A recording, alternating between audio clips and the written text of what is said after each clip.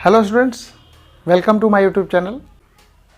हम लोग अभी श्वसन चैप्टर को पढ़ रहे हैं और हम सभी जानते हैं कि श्वसन एक महत्वपूर्ण जैव प्रक्रम है और इस प्रक्रिया से हमें ऊर्जा मिलती है, यानी हमारे शरीर के अंदर ऊर्जा का निर्माण श्वसन की क्रिया के कारण ही होती है और यह ऊर्जा हमारे शरीर के अंदर एटीपी के रूप में पाई जाती है और यह एटीपी जिसका फुल फॉर्म होता है एडिनोसाइन ट्राइफॉस्फेट, यह एटीपी हमारे कोशिका के अंदर ऊर्जा मुद्रा के रूप में पाई जाती है।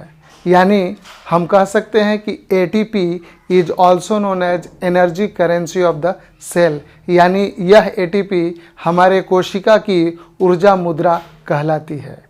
तो बच्चों, यह एटीपी किस चीज़ से बनी होती है? तो एटीपी का पहला जो पार्ट है जिसे हम एडिनोसाइन के नाम से जानते हैं। तो बच्चों, यह एडिनोसाइन एक प्रकार का न्यूक्लियोटाइड है।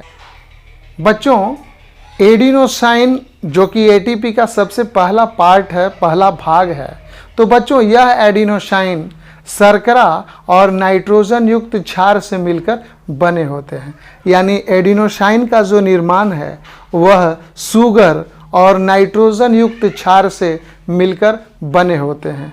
जैसा कि आपको मालूम है कि नाइट्रोजन युक्त क्षार हमारे कोशिका के अंदर न्यूक्लिक अम्ल के रूप में यह प्यूरिन और पायरिमिडीन के रूप में पाया जाता है। तो सुगर यानी शर्करा और नाइट्रोजन युक्त क्षार मिलकर एडिनोसाइन का निर्माण करते हैं और यह एडिनोसाइन जब 3 फॉस्फेट से जुड़ जाता है तो यह एटीपी का निर्माण करता है।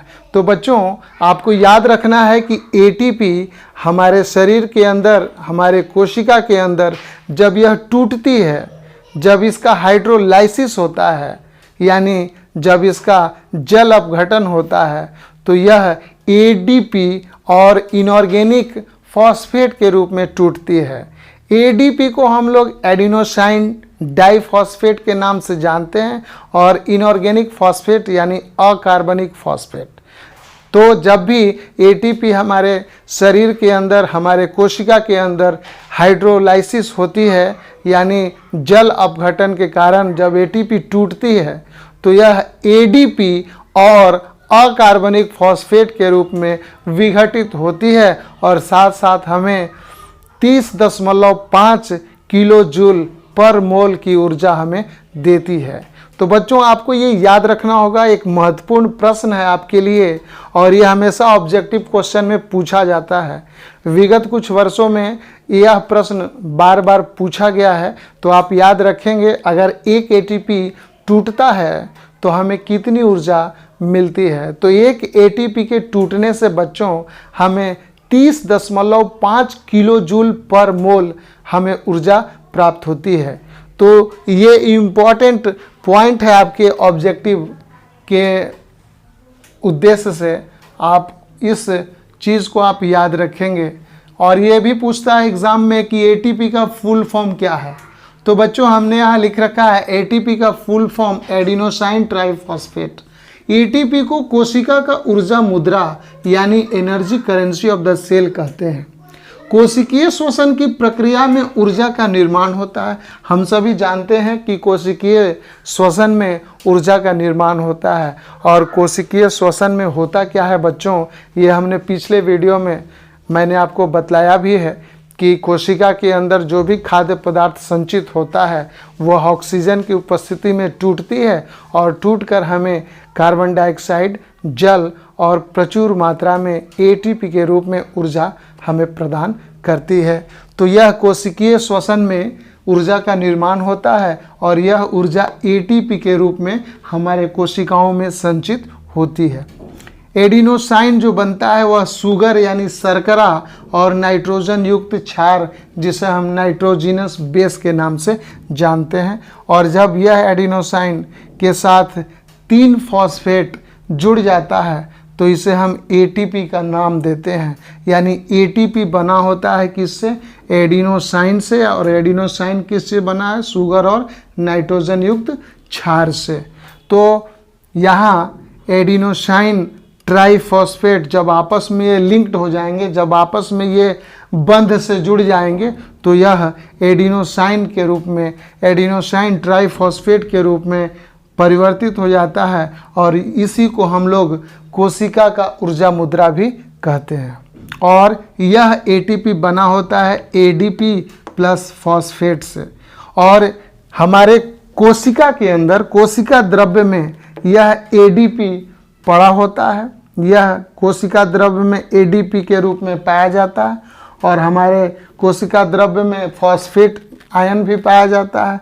और जो कोशिकीय शोषण में ऊर्जा मुक्त होती है, वही ऊर्जा यहाँ उपयोग होती है और उसी ऊर्जा के कारण यह परिवर्तित हो जाता है एटीपी के रूप में। यानी जो ऊर्जा हमें मिल रही है वह एटीपी के रूप में संचित हो जाती है। तो बच्चों, हमारे शरीर के अंदर जो भी ऊर्जा इस्तेमाल होता है विभिन्न क्रियाओं में, जैसे हम लोग कोई भी कार्य करते हैं, बोल रहे हैं, लिख रहे हैं, पढ़ रहे हैं, दौड़ रहे हैं, तो हमारे शरीर के अंदर मांसपेशियों में गति होती है। हर एक काम हम लोग करते हैं उसमें मांसपेशियां गति करती हैं। यानी मांसपेशियों के अंदर शिथिलन और संकुचन का कार्य होता है, जिसे हम कॉन्ट्रैक्शन एंड रिलैक्सेशन भी कहते हैं।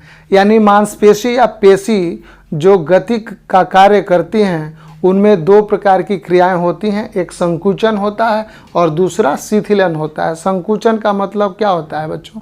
सिकुड़ जाना, छोटा होना। और शिथिलन का मतलब वापस अपने वास्तविक रूप में पुनः आ जाना, लौट जाना। तो हमारे शरीर के अंदर जितने भी कार्य होते हैं वो सभी कार्य में एटीपी का खर्च होता है। एटीपी यानी ऊर्जा का खर्च होता है। और इसी एटीपी के बल पे, इसी एटीपी के दम पे हम लोग शरीर के अंदर विभिन्न क्रियाओं को अंजाम देते हैं।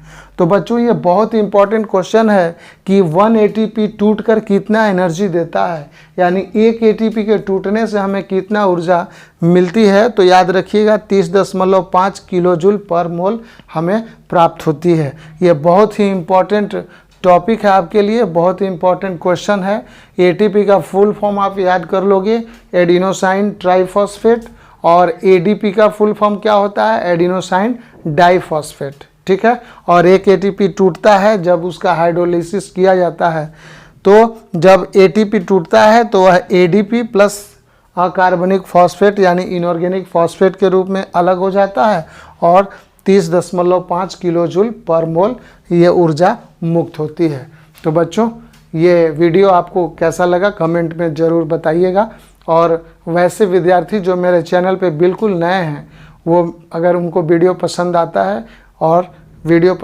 है तो अपने दोस्तों में शेयर करें। और चैनल को अभी तक जो भी सब्सक्राइब नहीं किए हैं, काइंडली आप अधिक से अधिक इसको चैनल को सब्सक्राइब कर लें। ठीक है बच्चों।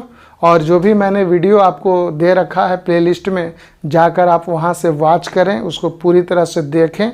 जय क्रम का, पोषण का पूरा वीडियो आपको दिया गया है। श्वसन का भी एक अलग से प्लेलिस्ट बना दी गई है, वहां से भी आप श्वसन का पूरा वीडियो आप देख सकते हैं।